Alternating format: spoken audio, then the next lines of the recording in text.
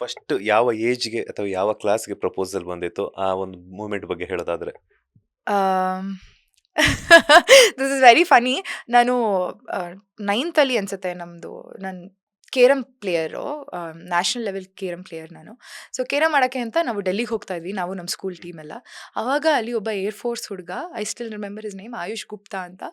So ಅವನು ಟ್ರೈನಲ್ಲಿ ಹೋಗ್ಬೇಕಾದ್ರೆ ರಾತ್ರಿ ನಾನು ನನ್ನ ಫ್ರೆಂಡ್ಸ್ ಎಲ್ಲ ನಮ್ಮ ಬೋಗಿಲಿ ಮಲ್ಕೊಂಡಿದ್ದಾಗ ಎಬ್ಬಿಸ್ಬಿಟ್ಟು ಒಂದು ಲೆಟರ್ ಕೊಟ್ಬಿಟ್ಟು ಲೆಟರಲ್ಲಿ ಐ ಲವ್ ಯು ಬ್ಯೂಟಿಫುಲ್ ಅಂತ ಬರೆದಿದ್ದ. ಸೊ ಅದಾದ್ಮೇಲೆ ನಾನು ಅವ್ನ ಮುಖ ನೋಡಿಲ್ಲ, ಅವ್ನು ಯಾವ ಸ್ಟೇಷನಲ್ಲಿ ಇಳ್ಕೊಳ್ಳೋಲ್ಲ, ನಾನು ಯಾವ ಸ್ಟೇಷನಲ್ಲಿ ಇಳ್ಕೊಳ್ಳೋ. ಸೊ ಹಾಗಾಗಿ ಅದೊಂದು that is my first proposal. ಟ್ರೈನಲ್ಲಿ ಯಾರೋ ಒಬ್ರು ನಂಗೆ ಲವ್ ಲೆಟರ್ ಕೊಟ್ಟಿದ್ದು. That is I remember it still now. Yeah. ಆ ಲವ್ ಲೆಟರ್ ಇನ್ನೂ ಇದೆಯಾ? ಇಲ್ಲ, ಎಲ್ಲೋಯ್ತೋ ಅದು.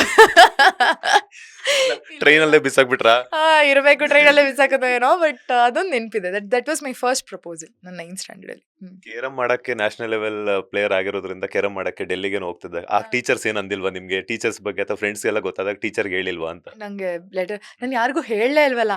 ಅವ್ನು ರಾತ್ರಿ ಅವ್ನಿಗೆ ಎಬ್ಬಿಸ್ಬಿಟ್ಟು ಹಿಂಗೆ ಕೊಟ್ಟು ಟೇಕ್ ದಿಸ್ ಅಂತ ನಾನು ತಗೊಂಡೆ. ಆಮೇಲೆ ಅವ್ನ ಪಾಡಿಗೆ ಹೋದ, ನಾನು ಅದನ್ನ ಓಪನ್ ಮಾಡಿದೆ, ನೋಡ್ಬಿಟ್ಟು ಅದನ್ನೆಲ್ಲ ಬಿಟ್ಬಿಟ್ಟು ಬಂದೋ ಏನೋ ಗೊತ್ತಿಲ್ಲ. ಯಾರಿಗೂ ಗೊತ್ತೇ ಆಗಿಲ್ಲ. ಗೊತ್ತಾಗಿದ್ದಿದ್ರೆ ನಮ್ಮ ಸ್ಕೂಲಲ್ಲಿ ಅಷ್ಟೇ ಸಾಯಿಸೇ ಬಿಟ್ಟಿರೋ ನನ್ನ.